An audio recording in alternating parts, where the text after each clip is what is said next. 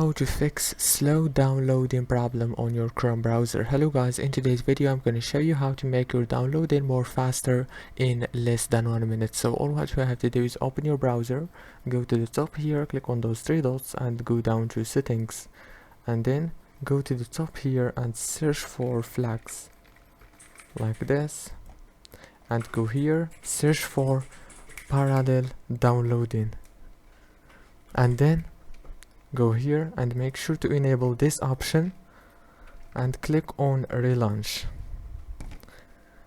And now the last step is go to the top here, click on those three dots and go to settings,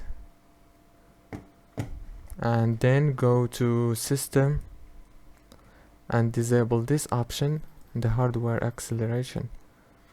And then the last step is click here and go to the task manager, details, and go here, click on your right mouse, set priority and choose high. Congratulations, and don't forget to like, subscribe. Thank you for watching.